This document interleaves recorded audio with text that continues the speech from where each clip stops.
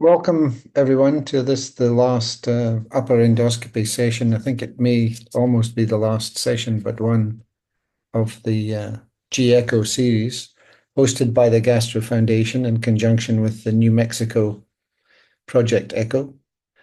Again, these sessions are regularly on a Wednesday. This week we've decided to look at the sort of training paradigm in endoscopy, and we have two talks for you. I will go second, and Galia will tell you about a course that's been running in our institution for, I don't know, must be about 14 years at least, since it was introduced for individuals who are going into the endoscopy room for their for the first time. And it's now a prerequisite before they go into the endoscopy room. So it's my pleasure to let Galia Chinnery take over. She's the head of upper GI and is an interventional endoscopist of note. And she's going to just give us a brief overview of how you can set up one of these training things at your institution. And we take it from there. Galia, over to you. Please share your screen. Thanks, Prof. Will do. Just confirm you can see that, please. We can Okay. see it there. Can Yeah. see it. Okay, thank you. So, good afternoon, everyone. What I'm going to try and do is just give you an idea as to what thoughts I think you should have when you start planning a course, for whatever course. I think the first thing to really focus on is what are you trying to aim with your course, and specifically who are you aiming it at? That might sound like such a common, simple thing to mention, but I think if you don't have a very focused idea of where you're starting at, your course might be quite wishy-washy. And people come with an intent to learn a specific thing, and I think you should cater to that. So on that note, just to tell you quickly about 3 courses that we run in that when trying to answer those 3 things. So the one we do is a nursing GI endoscopy. It's a very short course. It's an afternoon. Sometimes we stretch it to a day. And the idea is to remember that endoscopy is a team. And if you don't train up the other side of the team, the whole setup kind of lags behind. Remember also that you do your 10 scopes for the morning or whatever, then off you go and do something else. Our endoscopy staff sit there day in, day out. It must be incredibly dull. If they are included in the training and get to be a part of it, it makes their interest levels be so much higher, and they participate and becomes more an interactive thing, and it's a lot more fun for everybody. And in the long run, the patient benefits. So what we started doing for the nurses, we included a bit of anatomy. So they could actually then, at the end of it, hopefully, instead of having a nurse asking, where's the biopsy taken, she'll look up at the screen and say, oh, the biopsy is from the stomach. So you want that kind of interaction, which is great. And then we also offered in the afternoon a practical aspect in that for a change. I'm not sure in which country you might be sitting, but in South Africa, the nurses aren't participating in the scopes themselves. I know in other countries you get that. Here, they're always just the assistant. So we flip the table and give the nurses some tasks to do with the scope. And it's fascinating. They have such fun. And more importantly, they actually appreciate how tricky it is. So their tasks are simple. We give them a biopsy forceps and a snare, and they basically catch some jelly babies with a scope. But just to show them how to hold the scope, how to appreciate negotiating towards an object. At the end of it, they come back and they're like, wow, I never knew it was so difficult. And those nurses that do that are so much more tolerant of our new trainees when they come back. It's really worthwhile to involve your nursing team. So that's the nurses course we kind of done. Then the upper GI introduction scope course, which Prof was alluding to, as we said, I think it's almost 15 years now that we're going. There's a couple of things we do there, and I'll take you through it, but essentially it's specifically aimed for the novice endoscopist. So someone who's maybe held a scope or even has never ideally held a scope, and is wanting to start off. I'm sure some of you are in the similar boat, but the first time I did a G scope, the consultant gave me the scope, walked out to answer his phone, and never came back. The patient finished with tears in their eyes, and I also had tears in my eyes. So that's not the way to train. And that experience I never want anybody else to have. So that was the idea behind it, to give you a bit of confidence when you tackle that first scope. It's also so important to break a scope down into parts, in my opinion, and then you stepwise learn how to do a scope. And that's for the practical aspect. For the course, I'll take you through just now what we aim to do, but it's really breaking up the theory as to what you should know, and then some practical aspects. And we have a nice practical afternoon. I'll show you just now. And the other course, which is now also running, hopefully again next year, just to give you a background, is for the more advanced endoscopist, but not someone who's very confident or comfortable with interventional stuff. And this one was just for stenting, GI stenting, full stop. So upper, so that is esophagus, and pyloric or duodenal stents. And then, of course, that included the colon from the other end. So it's a different target audience, each three of the courses that we run, and you have to hone in on what that person wants to take home at the end of the day. Then I think it's also super important to decide where you're going to be giving your course.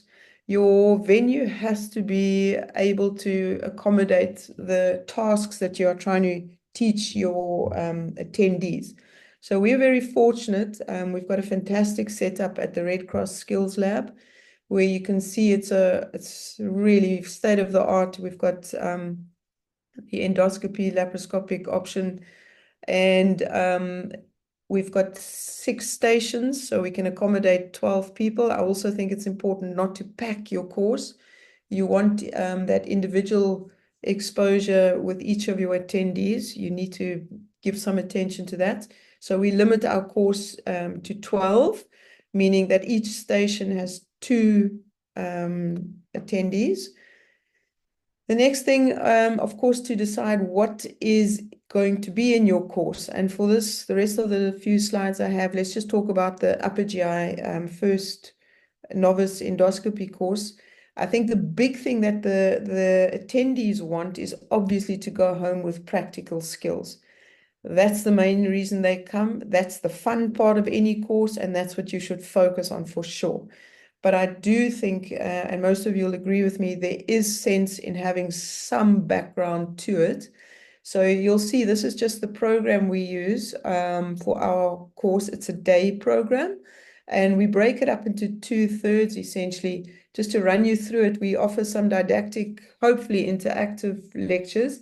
But I think anyone who's starting with a scope course, starting to learn scopes, you need some background. You can't just go for it. You need to understand what you're looking at.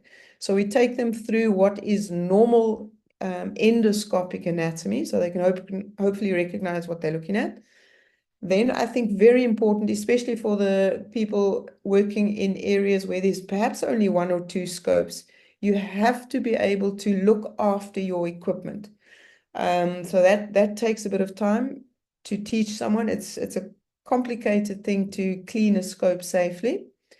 Then the next topic we do tips and kind of tricks to negotiating the upper GIT endoscopically. And I've got basically 4 moves that I teach the attendees, breaking it up, the scope process into 4 parts.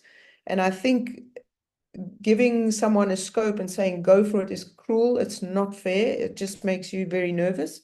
So we start with the easiest. We teach people how to retroflex, and they do that. Once they're happy with that, then they negotiate the duodenum.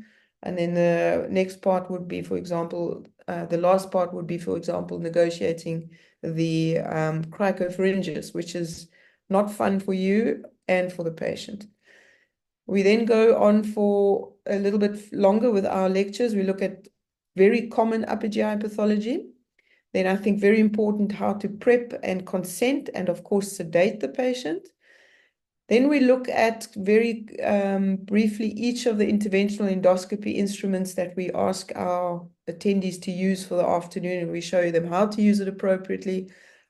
Off the top of my head, for example, if you're snaring something, we'll teach our attendees to put the base of the snare where you want it to close, rather than closing it close to your scope and the whole snare slips off. So basic stuff like that, that nobody actually stops to tell you on the day when you're scoping in the actual unit. So the little things like that.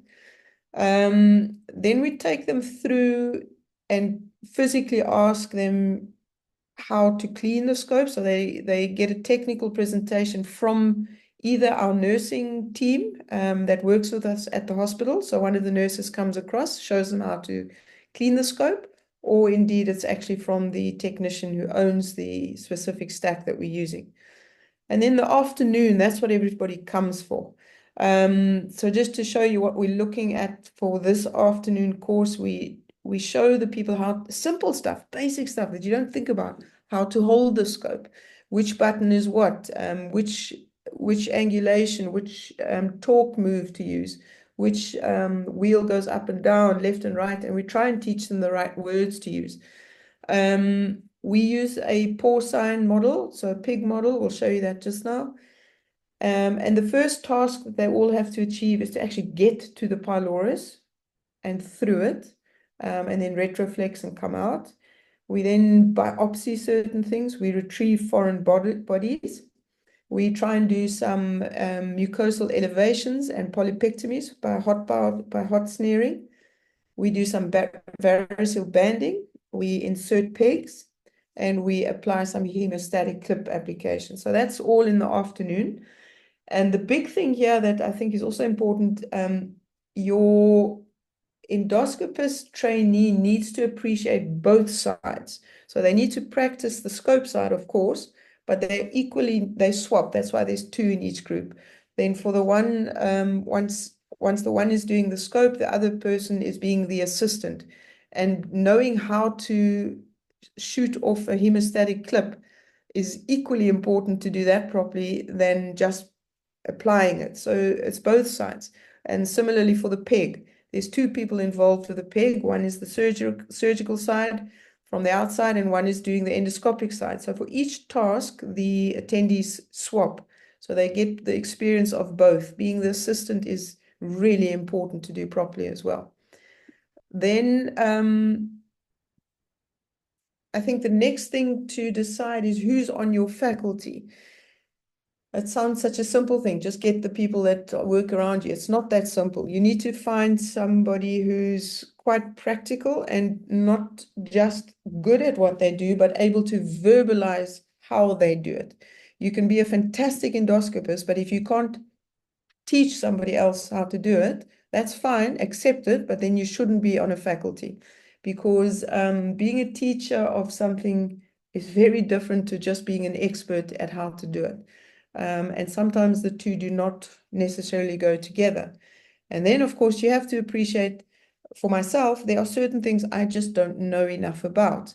The technicalities of cleaning a scope, which I think is super important, I don't know how to do it. So I get the expert. So it's either the nurse from the unit, or here you can see our colleague from TechMed, who's giving the nurses actually an in-depth talk on how to care for the scopes. So get someone who really knows what they're doing, but who's also able to verbalize it and bring it across nicely. Then you need to decide what models are you going to use. Are you going to use completely simulated things, plastic models, or are you going to take it a little bit further and try and get some more animal models, which may be more realistic to a certain degree? And I think that's what most of us would probably aim for. And what we've kind of used over the years, specifically for the upper GI course, is a pig stomach. Now, you have to appreciate there's differences. Obviously, there's differences, but you have to accommodate those differences within your practicalities of how you're going to scope. So the first thing is the stability of your model. That sounds dumb, but you need to appreciate people push forward. So somehow you need to keep that model, that little pig stomach stable. And what we've done is, I'll show you on the next picture, but actually making the models is time consuming as well. It takes us an entire afternoon the day before. We get the pigs from the local abattoir. We have a long relationship with them now. They clean it cut it in a certain way. So they leave the esophagus long, and a pig esophagus is pretty long, much longer than ours. We have to clean the stomachs. They're always full of feed. And then we take only a section of the small bowel. We don't want the whole thing. And we put foreign bodies in it. We sew some polyps. Polyps, I'll show you them just now, that are going to be used by the attendees in their practical session. And it's usually the team that's in the upper GI unit at the time that gets this fun task to do, whether they want to or not. This is what our pig stomach looks like at the end of the day. You can see the esophagus gets attached to a plastic bottle and with a cable tie. That's for the stability so that you cannot push that through. And then we pin it into a board to try and keep that whole thing stable. We place it in a position that would kind of simulate a left lateral position if you were scoping a person. And I think it's fair to warn the attendees that a porcine stomach is trickier to negotiate because of the very short and acute lesser curvature.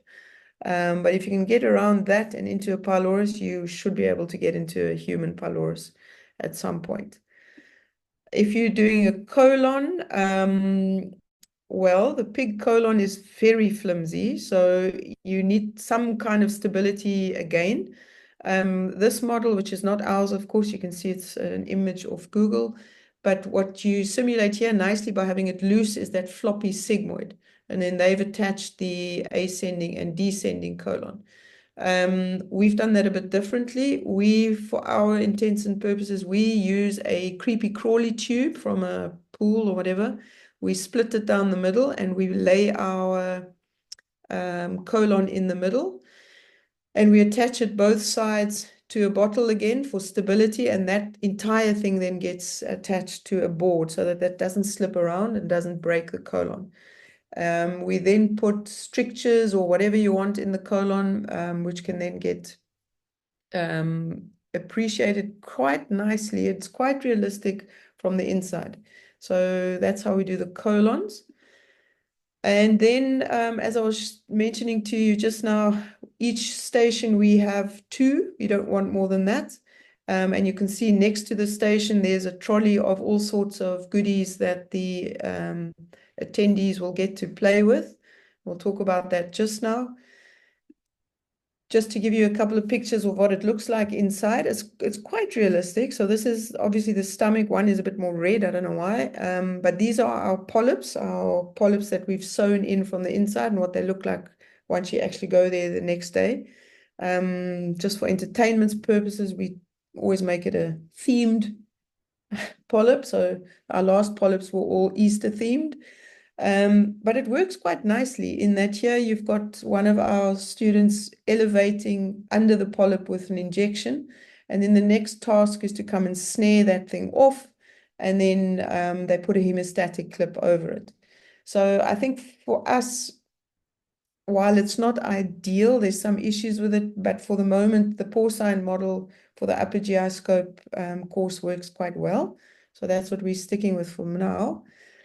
The final thing for me, and don't have an answer to this, perhaps somebody else does, but the most difficult part for me is how to invite the industry to participate. In that, for example, for our course, you got 12 people. Everybody wants to put in their own peg. Everybody wants to do their own variceal banding, and that's what they've come for. So they should be able to do that. But that means you need 12 of everything.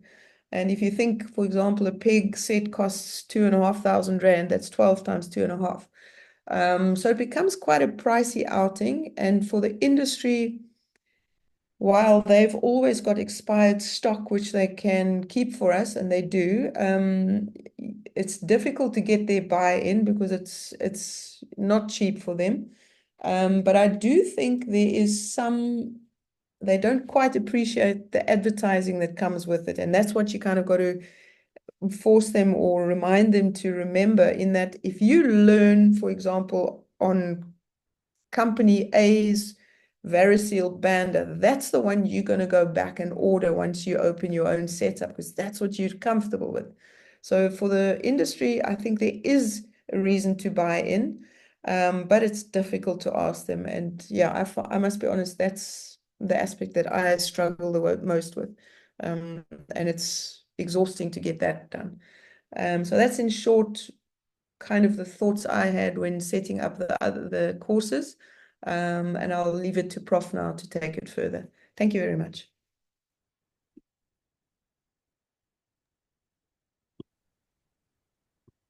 Galia, thank you very much. Um, I I think it would be nice to take one or two questions. And one of my questions is, obviously you have the wet lab, but have you ever considered going to an upper GI model, so a plastic model? And No, I haven't. I haven't, because number one, they're jolly expensive. And I think if you get one or two, that's fine. It's fun to play with, but you cannot do as many interventions realistically as you can on a wet model.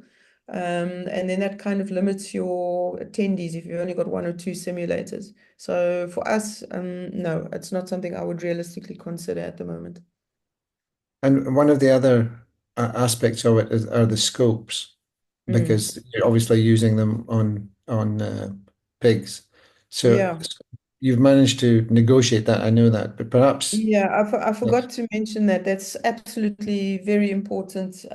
So the scopes we use, yeah, it's probably the most important thing. I completely forgot.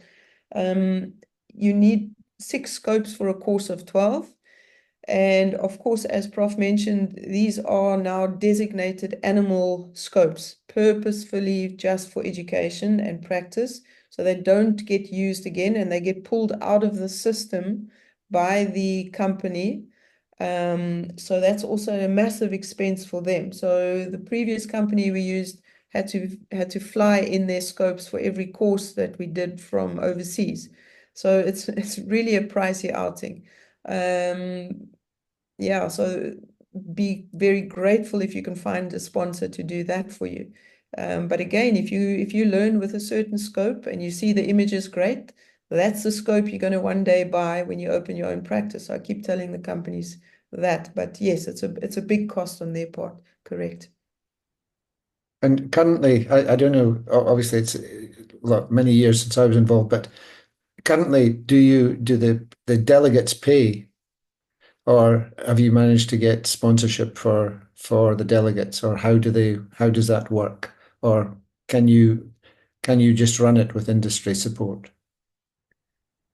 Um, yes and no. So the delegates at the moment are paying, and I learned the hard way that they must pay, unfortunately. So we offered it for a very minimal fee at some point, and then it was very easy not to pitch up on that day. And it's a lot of effort. It's a huge cost. We pay for the venue. It's not cheap. You pay for the catering and all of that, which I also didn't mention. So it becomes quite an outlay. And if the people don't pitch up, um, it is beyond irritating. So the course is now always, there's always a cost to it. For a day course, I think we're charging 2,500 rand at the moment, which is well below what others would be charging. So you need that incentive to come for a course that you've paid for. As weird as that sounds, people don't come to free stuff. Thanks, Scal. Um, is there anyone else who wants to ask any questions? If you'd like to put your hand up and come in.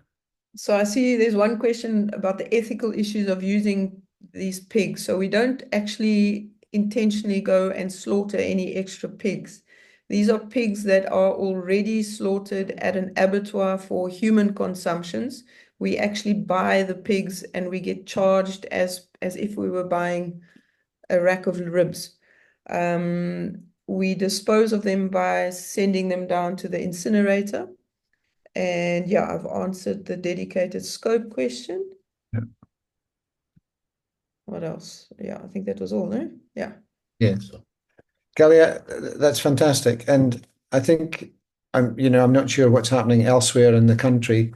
And obviously some areas have some other types of simulators, virtual reality simulators of one sort or another.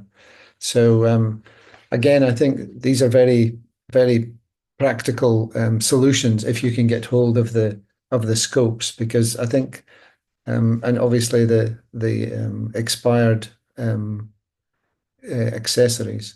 I remember we actually took it to Ethiopia and ran it there in Black Lion. You may remember that, and it worked very well there. Again Yes. with the same scopes that were provided by the company. Again, facilitated that. And I remember that we had to wash them in the stomachs in that we prepared there in fabric softener to make them easier to handle. Do you still do Yeah, that? it's not so much the easier to handle, it's also to keep them smelling nice. It smells very nice. They're not offensive at all, and they're beautifully clean. Yeah, so all Okay, these things you had to learn. Soap and water doesn't work so well. Fabric softener is the way to go. Correct. all good. Thanks very much. So now from the practical to some of the theory behind this, and again, I think it's really important that both the trainees and the trainers have an idea about how things are happening now and how endoscopy is sort of changing as it becomes much more of an interventional tool. So I'd just like to share my screen now if I can,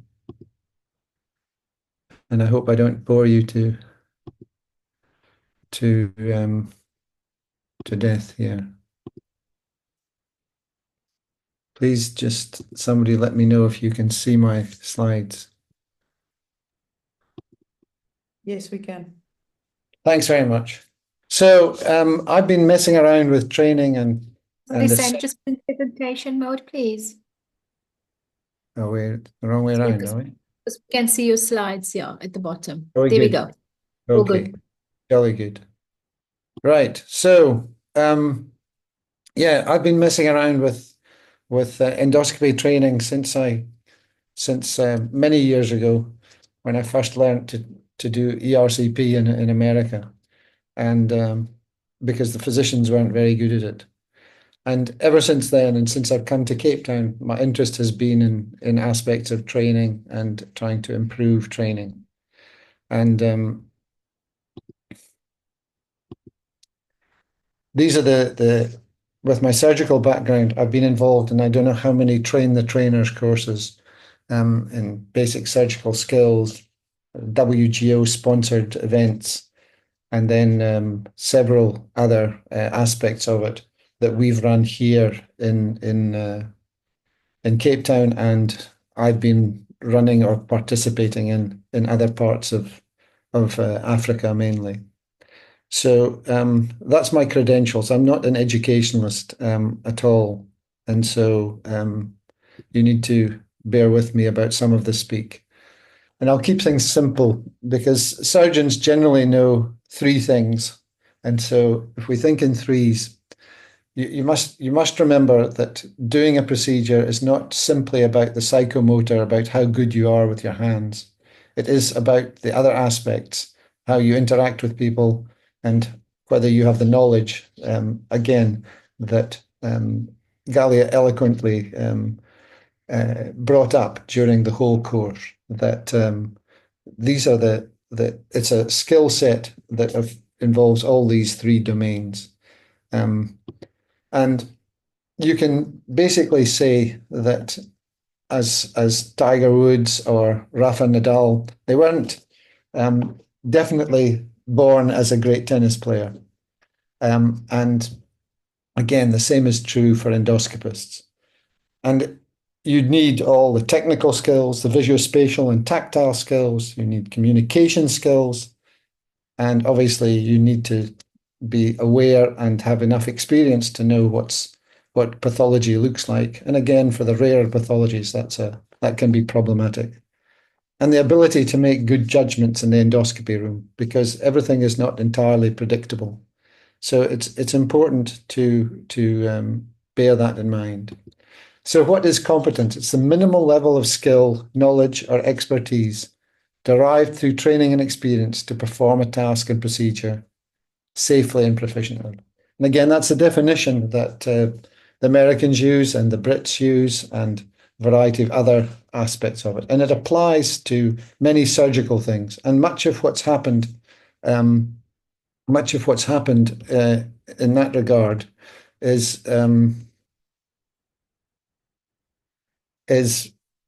brought up in the surgical literature. And again, the endoscopy world has pinched from the surgical hierarchy because obviously, as more interventions have occurred, they realize that these are procedures just like surgical procedures. And what we're aiming to be is proficient. And once you get to 10,000 hours of dedicated practice, that's why some of the golfers are so good. Then you become an expert.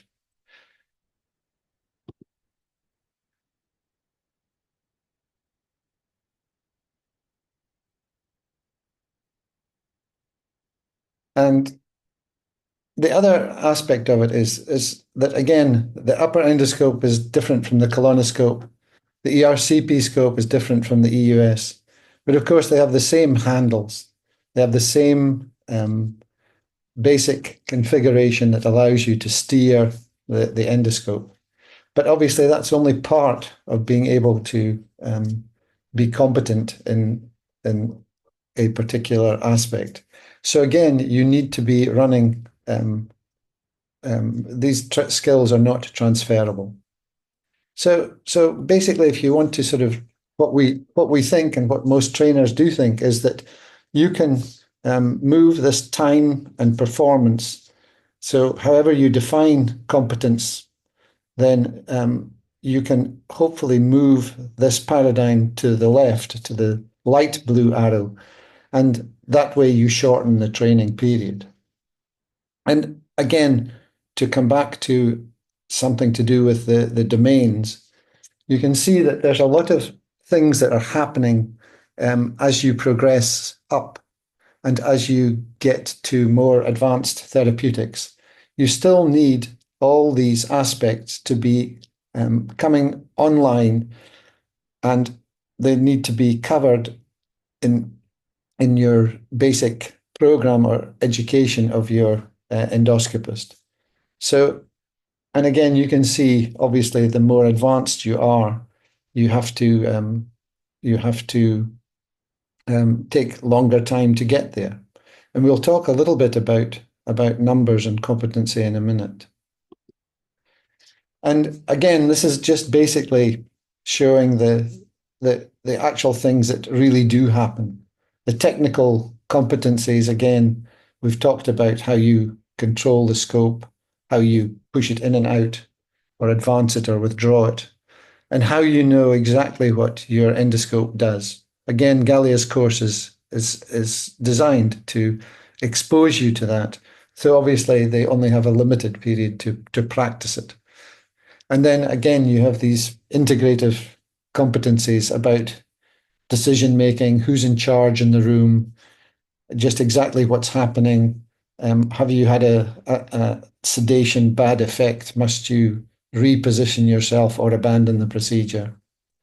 And again, which is one of the limitations of training upper GI endoscopy, generally speaking, you can do that probably with about 50 endoscopes on real patients, but you can't expose them to all the pathology. So again, it's very important that your whole program is taking care of all aspects that allow you to be competent. Again, for many of you have seen this, the surgeons have used it a lot, but it really does pertain to individuals who can train. And as Gallia was saying, some of the best endoscopists can't keep their hands off the endoscope. They can't see a novice do it because they're doing it so badly. And it's really one of the key elements of it. And again, it was an element that when we went to Wolverhampton to learn how to train the trainers in colonoscopy, Dion Levine, one of the senior consultants now, and Adam Bootle realized that they were pretty good at colonoscopy, but they had no idea how to deconstruct it, to deconstruct each element of it so that they could teach someone else. And that was an eye-opener for them and an eye-opener for me. So what should a trainer be? Should be an expert. It's very difficult if the novice gives you the scope and you can't solve the problem. You must be in the room. And again, that's another issue, again, with volume and with the number of rooms and the number of staff that you have. You must be able to deconstruct the task. And ideally, that translates into being able to narrate the task. Use common language. And if you do take over the scope, again, that's one of your failings. It means that you can't explain the task to the individual or take them through the task without having to take it over, because you yourself can't really know what the solution is. But always, especially when you're dealing with naive people, it's really important to give them the scope back, to realize that they're not going to become competent endoscopists in the first 10 endoscopies or colonoscopies that they do, and that you are, as a trainer, are going to have to take it over. But you must give it back to them so that they don't feel completely useless after each training episode. Again, this is just a very simple way of doing and finding out whether you can deconstruct the task. And this is an old cartoon which shows you how to change a toilet roll. Again, if you don't do it in sequence, then things don't go right. So you must, again, take this simplified model when you're doing it. The other thing as a trainer is that we tend to speak a lot, but if you've got a really good trainee or an intermediate trainee who's doing really well, the best thing you can do is keep your trap shut and not speak too much. So you should avoid cognitive overload. And there's lots of ways of being conscious of that. And again, sometimes your trainee will be the one who will tell you that you're speaking too much. But you need to recognize as a trainer that it's sometimes better to just observe and speak seldom.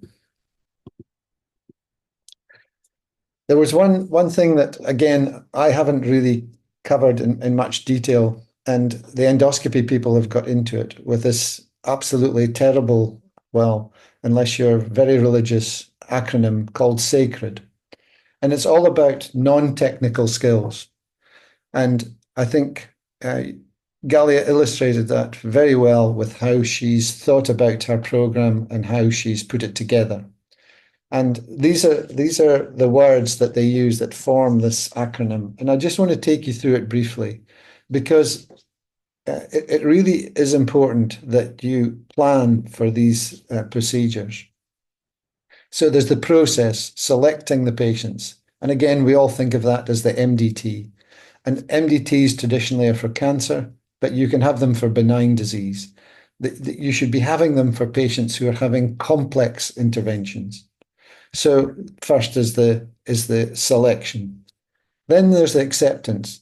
And we'll say a little bit more about that. But as you do more interventional endoscopy, you are going to have more complications.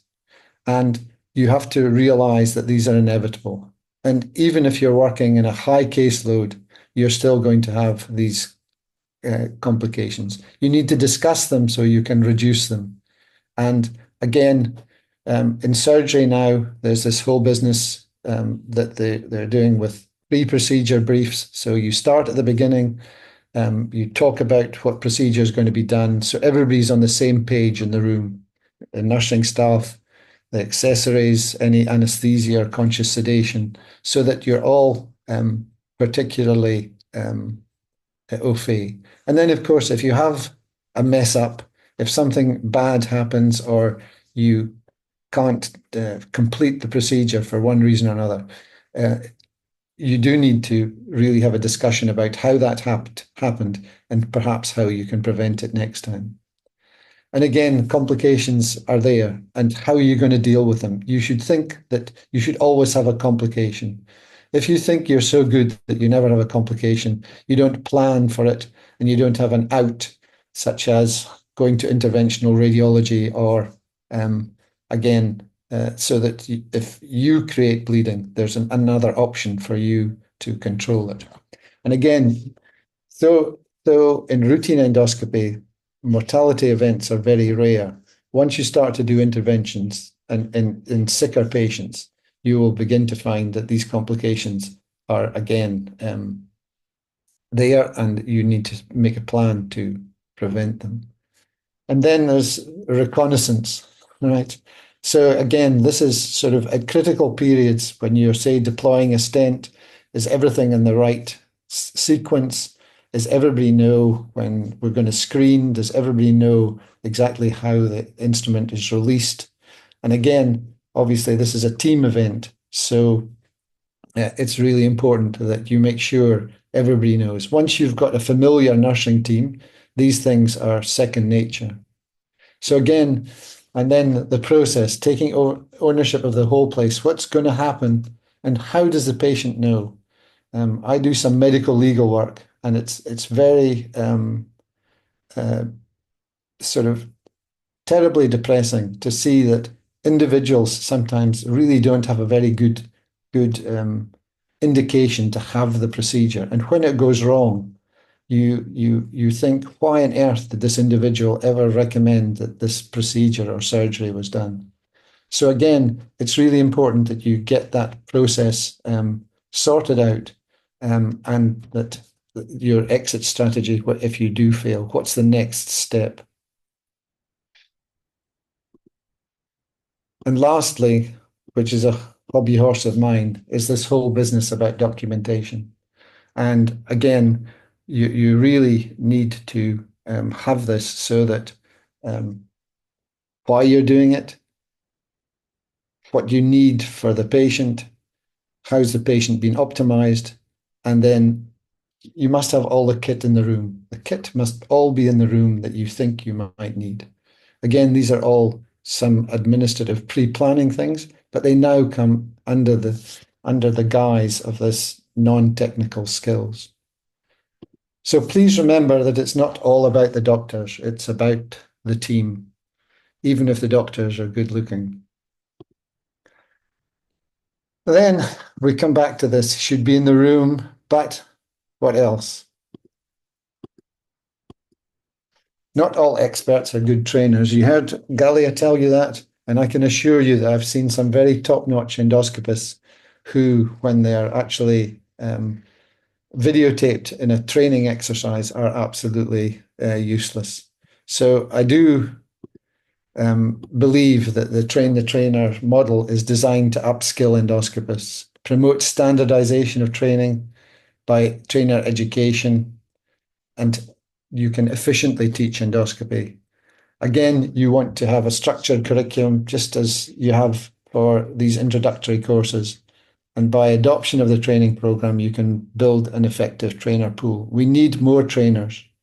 You can't be in an education, in an academic institution and not consider that you're going to do training. And it's paramount to disseminate novel skills. And this is just one of these. This is a train the trainers that we ran in colonoscopy in Durban, in Cape Town, sorry. And one of the aspects that you want to do is this whole business of sort of interacting with your trainee as to what they want to achieve in the training session. And again, you should also have a time out at the end to discuss exactly what was going on, what the trainee did well, and what he needs to work on next time. And hopefully you get the trainee to think about what his limitations are. And you teach the trainee to be proactive, to try and avoid difficult situations and try and predict that you might have a difficult situation and get out of it before it becomes an impossible situation. And again, these are all a little bit jargon, but specific, measurable, achievable. These are the things that you want to sort of be cognizant of when you're having a discussion with your trainee so that you set him tasks. And one other thing that you want to be aware of is that, and this is some work that Galia did looking at ERCP fellows quite a time back now. But essentially, you can see that trainees learn at different speeds. There may be reasons for that, but again, you can see how fellow 8, fellow 3 and 2 are really a cut above the rest, and fellow 4 and fellow 1 look as though they're quite below standard. They may eventually get there, but they may need many more cases, or they might need a different training approach. You hope more and more that you can standardize this so that you can equate for these deficiencies by teaching in a manner that I've described. And again, up until now, all the numbers that we've heard are pretty thumbsuck. And you really shouldn't be basing competency on numbers. So now there is some reasonable evidence that there are threshold numbers where it is unlikely that you will be competent unless you achieve those numbers. And in UK for colonoscopy, for instance, they have someone in the room for the first 200 endoscopies, colonoscopies. So again, to come back to the minimal level of competency, and here's how you assess these things.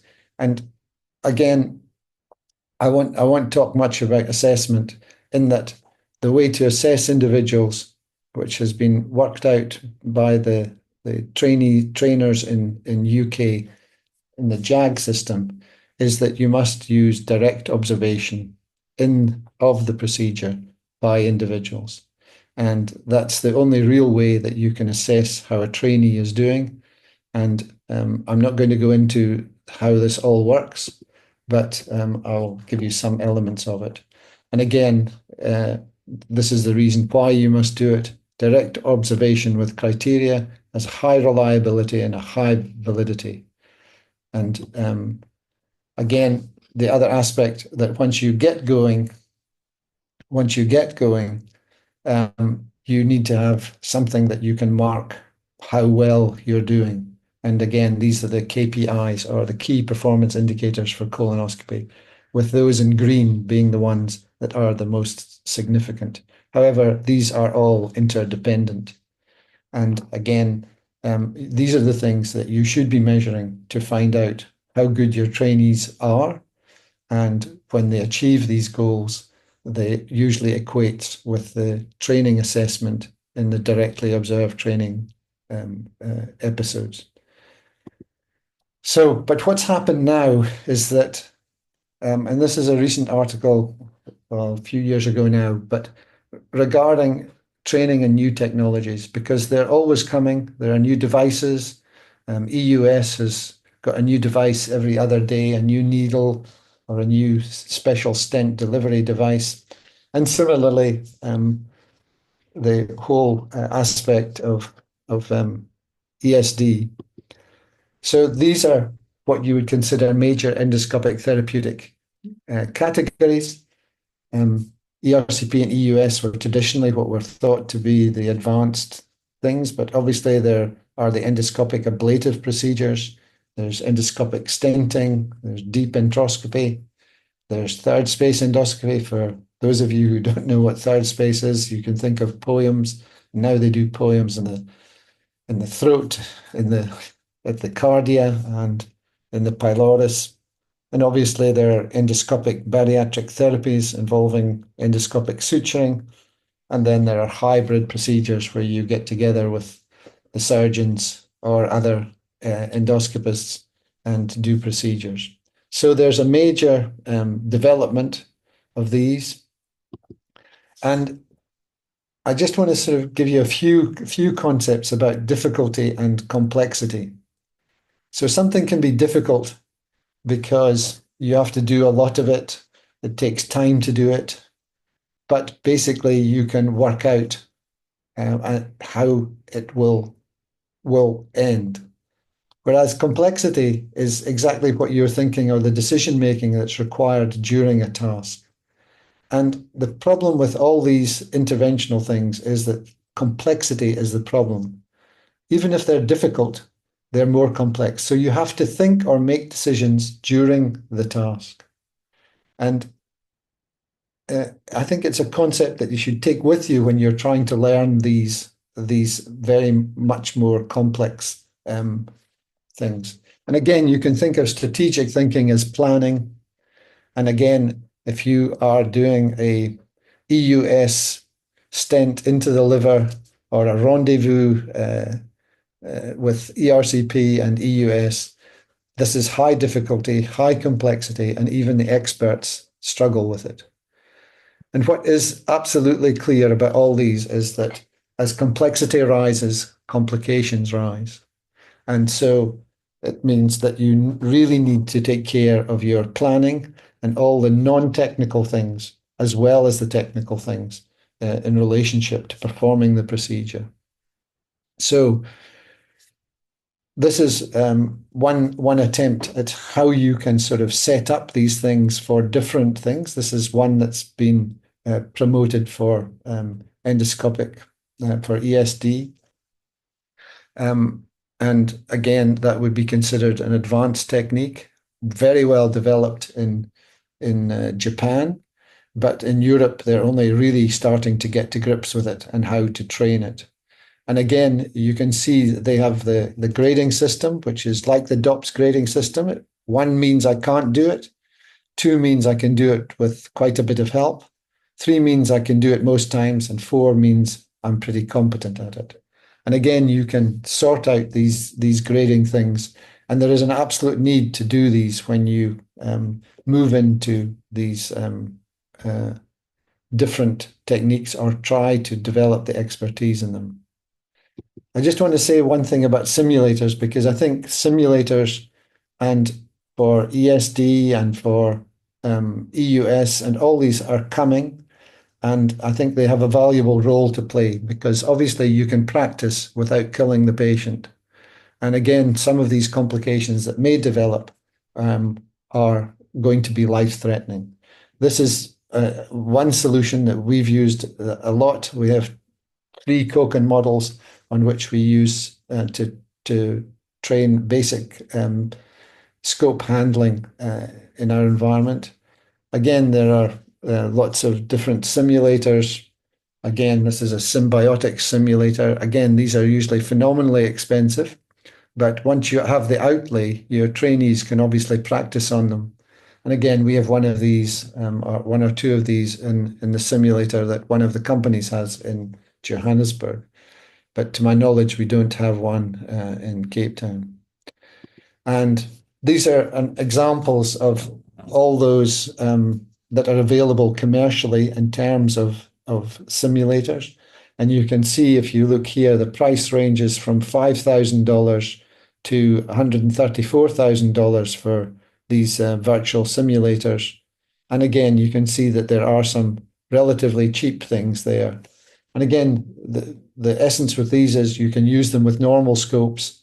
And again, there may be the situation that your trainees can practice on them, not in a formal course, but if you set them up in a manner that they can practice on them in a fixed setting. So those are definitely here to stay. This is an ERCP simulator. And again, we've been involved in using that to teach specific things. And I think these simulators are also useful for you to be able to teach about the accessories and how the accessories actually work. So they can and are can be reasonably realistic. So I do think that the portion model that Gallia has developed is really quite foolproof in terms of running an excellent course. And again, as I said, the simulators are here for basic handling and also for you to be able to teach and use the accessories that you're going to be using for these advanced courses. So on that note, I'd just like to think that at least I've gone over some of the educational principles. They're pretty universal, and they've been around a long time. You must really interact with your trainees and try and see where they are in their process, and try and obviously interact with them so that the next time they have a positive experience and they develop their skills.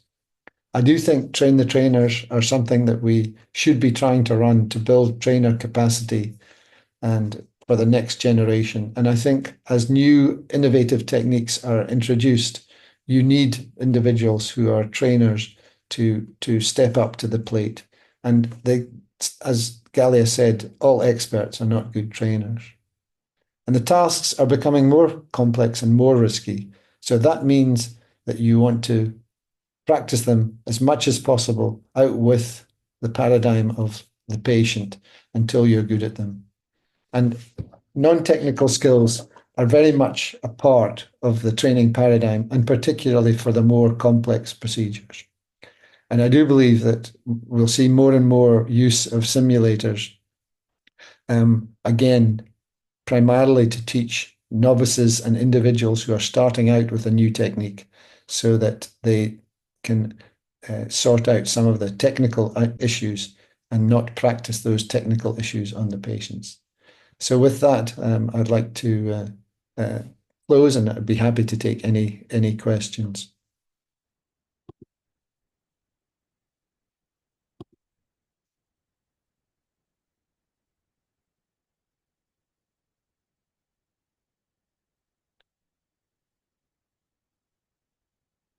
I think you're all stunned into silence. If anybody wants to unmute. Hi, Prof. It's EG here. Was Hi. asked to. Hi, Prof. Yes. I obviously agree with everything. Train the trainer is excellent, and it actually takes enormous effort out of your day to be a good trainer, as you said, especially from a physician's background. And we sort of generally compare ourselves with our other subspecialties. And I often sort of emphasize, when you come to, GI, your supervisor or your consultant is going to have to be in the room.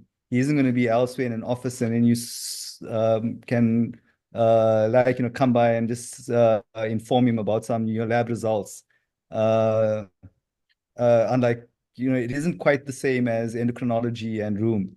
So I think that's something the fellows and the people that are in GI have to realize. It actually takes a fair amount of effort, in fairly similar, I suppose, to cardiology. The other thing I wanted to ask you specifically, Prof, that I don't know if you may have highlighted it along your presentation, is feedback from the trainees. Because I've over the years found that helpful, in that I may have been, saying things that I shouldn't have said, or performed in the scope room where I shouldn't have. And then I often realized afterwards it's helpful, after the heat of the procedure is over, then I ask the fellow if I can have some feedback about how I was as a trainer. Yeah. I think that's very much part of when you run Train the Trainers and you actually see people who are new to training, how they interact.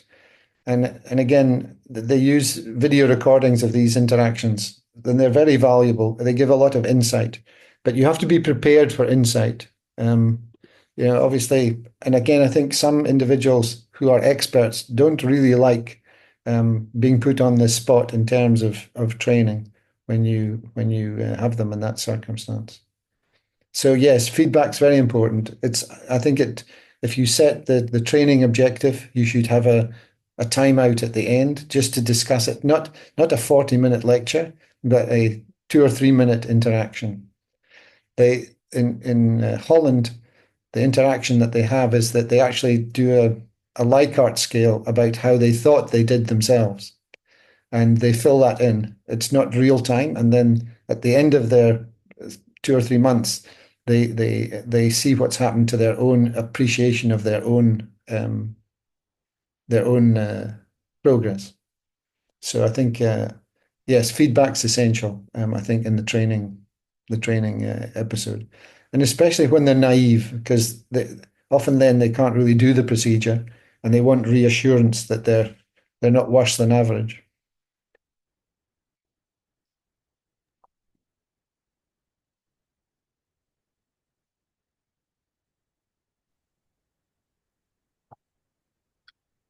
Hi, Prof.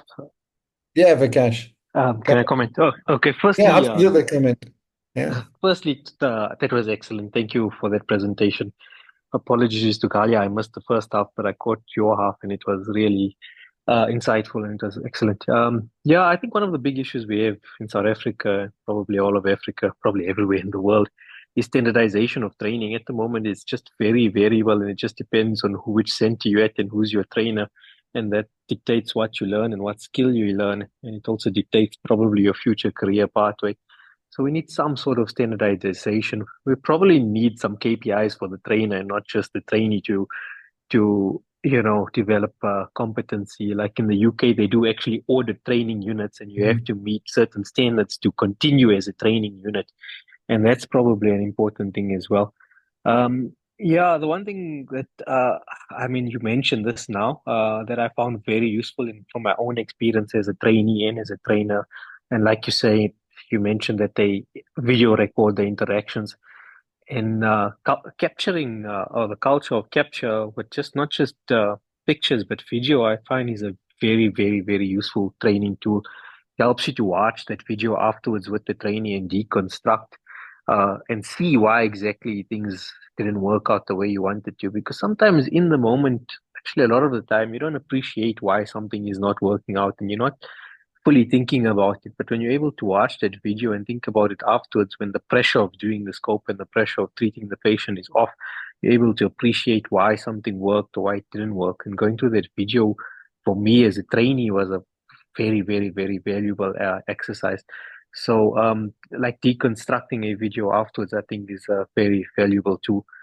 The other thing that I've done before, like with a senior fellow, is let the senior fellow be the trainer, and then we step back and you actually not training the trainee, but you're training the senior fellow as the trainer. You're just observing him or her train the trainee. And I've learned a lot about my own training style from watching someone else, because many of the things I couldn't see that I was doing, like cognitive overload or whatever it was, I realized when I was watching someone else do it. And then it was easy to see. And then I thought to myself, but wait, I do the same thing. So watching someone else train and actually critiquing their training ability helped me or continues to help me as a trainer as well. And I did that exercise once with a couple of times with our senior fellows, and not only teaching them to be a trainer, but I learned a lot about my own training style as well. And then you did also make mention of this, but breaking up, and that's how I was taught or trained. I was fortunate to have trained in quite a good center, but breaking up complex tasks, and I don't think it's just complex tasks, it's probably even basic tasks. Cognitive overload is not just I think a mental thing. I think it's a physical thing as well. And trying to learn too many physical skills at one go is a problem. So like when you're doing an ESD, the first thing I learned is just basically doing a bit of submucosal dissection, then doing a mucosotomy, then, whatever it is, closure or cleaning up a defect, whatever it is, breaking up these tasks into pieces. And it's the same thing with colonoscopy. The, for the first week or the first whatever few sessions, the goal should just be to get safely through the sigmoid colon without forming an alpha or an spiral or whatever it is. And then the goal should be up the descending past the splenic, etc., until you're actually able to get there, and then so breaking it up into smaller pieces I found to be very helpful. But again, it was an excellent presentation. Thanks for sharing those insights with us, Prof. Yes. Yeah, well, I think Galia, Galia's done a great job sort of perpetuating and keeping going with that course. It's been running successfully for 14 years, and I do think that if you give enough thought to these things, even within the African setup, that really, if you start to think about using models, these should be university thrusted things, and the university should buy these models. They actually bought our Koken models, but they should purchase them and put them in these training labs. And again, obviously with some intent, because I think they are a potential solution. And again, if perhaps the other thing that might work for setting up the type of wet lab that Gallia has is that some of these new disposable scopes might be very suitable and have a, if you don't discard them, you can use them for these many times over, provided their controls still last, because they don't have to really be sterilized or reprocessed at all to work on the animals. So that's one thought that might work for these disposable scopes to move into that. So I think we've exhausted training. I've now got cognitive overload, so I think we should probably put a stop to this. But I'd just like to thank Galia and yeah, you had the old timer giving some contribution, and thank everyone for listening. We've got a 32 or 33 people on the call, which is very nice. Thank you to the girls, to Cheryl and Karen for keeping us right and keeping us in order, and to New Mexico and iEcho India for providing the background. Remember, these are available on the Gastro Foundation website. And I think there is one more, if I stand corrected, pediatric gastroenterology session before the end of before we go into recess. So hopefully we will see you as an endoscopy group in the new year, and hopefully we'll have some things that will be of interest to you lined up. So thanks everyone. I think it's time to call a halt. Bye everyone.